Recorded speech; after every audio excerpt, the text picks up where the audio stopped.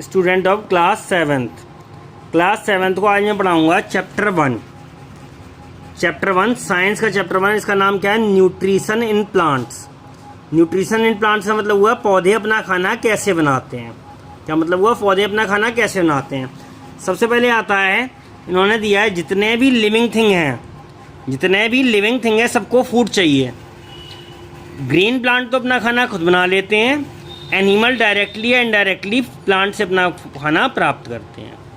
फिर से एक बार समझिए कि ग्रीन प्लांट तो अपना खाना खुद बनाते हैं, बाकी डायरेक्टली या इनडायरेक्टली अपना खाना इससे प्राप्त करते हैं।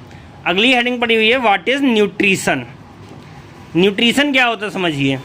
न्यूट्रिशन में कुछ एक नाम दिए, देखो, carbohydrates, protein, fat, vitamin, mineral.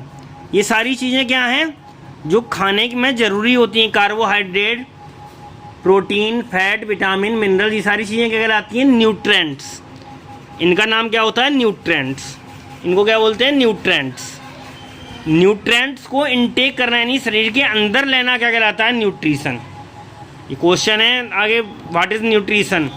The process of intake of food या the process of intake of nutrients called nutrition. Nutrition होता है दो तरह का। पहला है ऑटोट्रोप्स। ऑटोट्रोप्स का मतलब क्या होता है? जो अपना खाना खुद बनाते हैं वो क्या होते हैं? ऑटोट्रोप्स। जैसे ग्रीन प्लांट।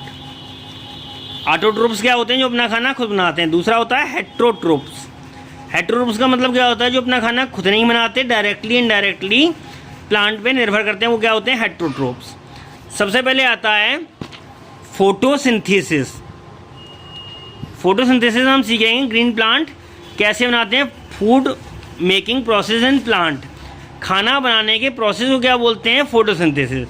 जो ग्रीन प्लांट अपना खाना बनाते हैं उसको क्या बोलते हैं? फोटोसिंथेसिस। इसकी रिएक्शन देखिए, ये 6 CO2 लिखा है। CO2 क्या होती है? Carbon dioxide. क्या होती है? Carbon dioxide.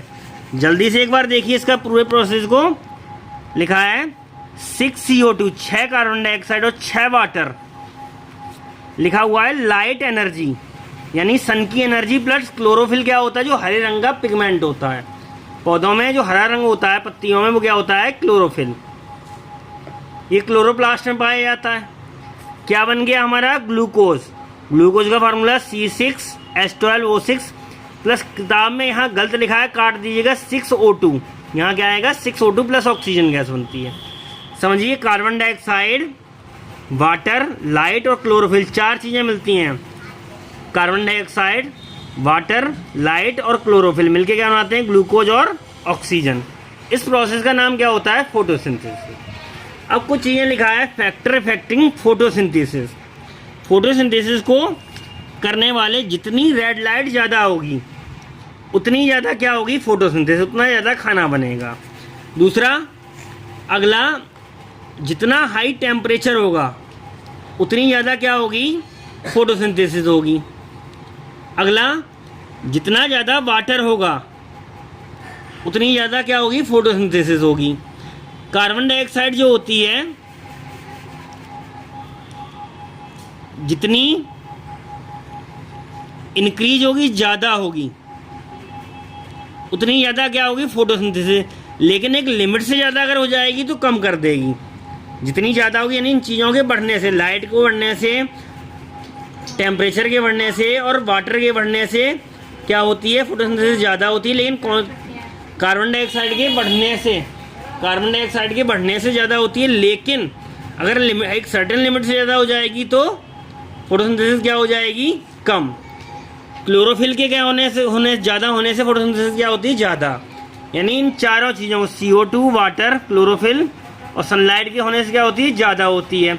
लेकिन अगर CO2 एक लिमिट से ज़्यादा हो जाएगी तो भी फोटोसिंथेसिस क्या हो जाएगी? कम। टेम्परेचर ज़्यादा होने से होती है ज़्यादा।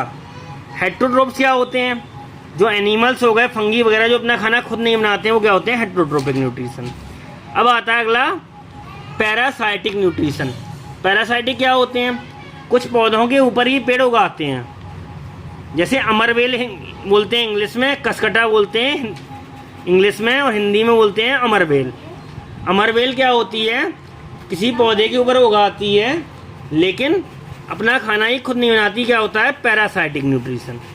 अगला आता है कार्निवोरस प्लांट, हिंदी में बोलते हैं कीट पक्षी पौधे, इंग्लिश में कार्निवोरस प्लांट। ये जहाँ उगते हैं वहाँ नाइट्रोजन वगैरह की मिट्टी में कमी होती है, इसलिए जैसे डायग्राम बना हुआ है घड़े जैसा, इसमें कीड़ा जैसे ही अच्छी स्मेल आती घुस जाएगा, ढक्कन बंद हो जाएगा और डाइजेस्टिव उससे ही पच जाएगा। यानी कीड़ों को खाने वाले पौधे क्या होते हैं? Carnivorous plant. ऐसा ही क्यों करते हैं? जिस मिट्टी में ये उगते हैं वहाँ पे मिनरल्स नहीं होते हैं। सेप्रोफाइटिक क्या होते हैं? ये डेड चीज़ों के ऊपर उगते हैं, जैसे मशरूम एग्जाम्पल हो गया। सिम्बायोटिक प्लांट क्या होते हैं?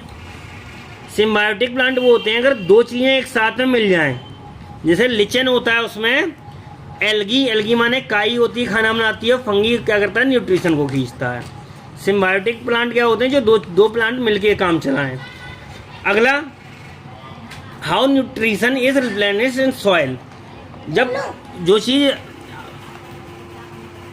हमारी नाइट्रोजन, फास्फोरस, पोटेशियम सारे मिट्टी में होते हैं, जब चीज़ें डिकम्पोज होती हैं, सड़गल के मिट्टी बनती है, तो न्यूट्रिशन क्या होते हैं? मिट्टी में वापस आ जाते हैं। 2 पॉइंट दिए, nutrition are replenished in soil by the addition of fertiliser and manure.